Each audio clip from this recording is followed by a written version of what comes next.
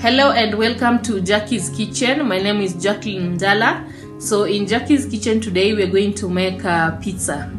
Do you know anyone who doesn't like pizza?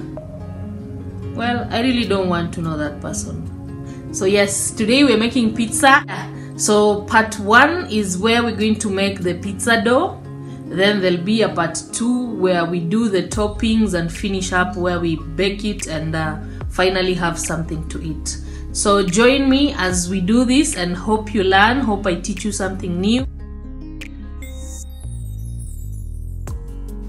So for the dough you'll need flour, all-purpose flour. I'm using 2 cups, a tablespoon of sugar, half a teaspoon of salt, and then I'll add about 2 tablespoonfuls of oil. I'm using instant yeast, so I don't need to activate it.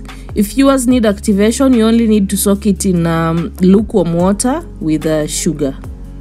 For about 10 minutes, it should be able to have been activated. Mine is instant, so I don't need to activate it. About 2 tablespoons of oil to keep my dough soft, and I'm using warm water to make my dough. Warm water helps with what do you call it?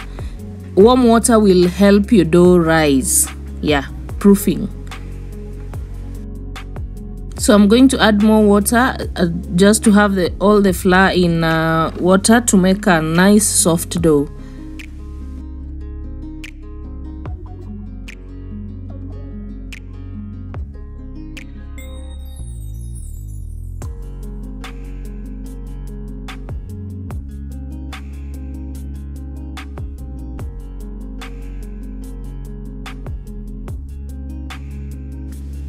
Our dough has come together, but we'll need to knead this for longer. I'm more comfortable working from the surface, so I'll do just that.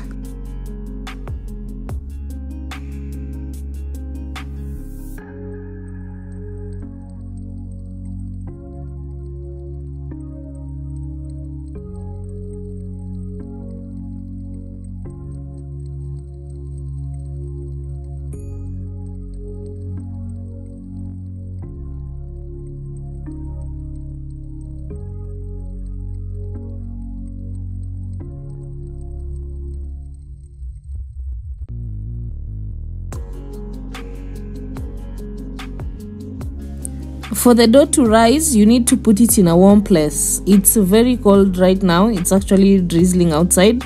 So what I'll do is I'll put my oven on for about 5 minutes, then switch it off, and that's where I'll keep my dough to rise after I cover it.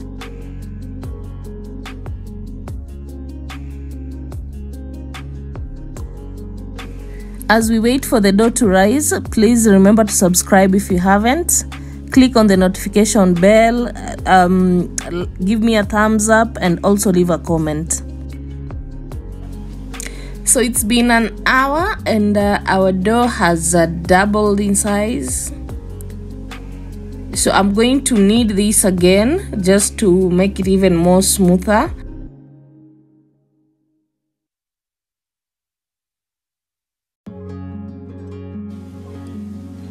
Now with pizza dough, you need to make it, I don't know how to explain it. If it's too hard, you won't be able to stretch it. And if it's too soft, it will keep stretching but going back to its original size. So you need to balance in a way that when you stretch it, it remains where you want it. We'll eventually spread this into a nice big circle, so we need to start with a nice ball. Makes our work much easier that way. I'm going to spread this out to the size of my pizza pan. As you can see, it's moving with ease and it's not coming back much. So I'll keep spreading until I get the desired size. That is the size of my pan.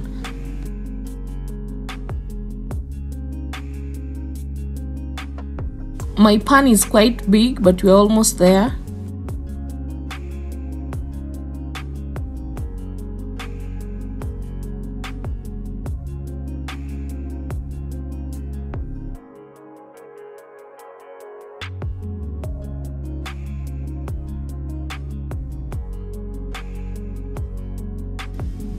Lightly oil your pan to get that nice crust.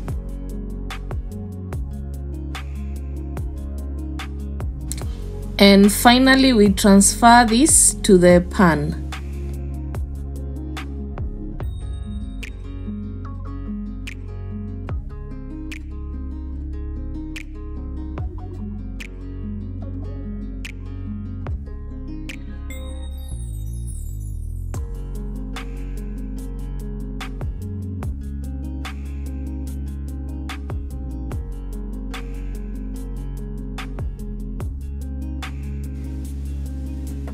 It has fitted just perfectly, and this is the first bit of the pizza. So if you want to see how I proceeded from here, kindly watch out for part 2. Thank you for watching. Let's finish this pizza in part 2.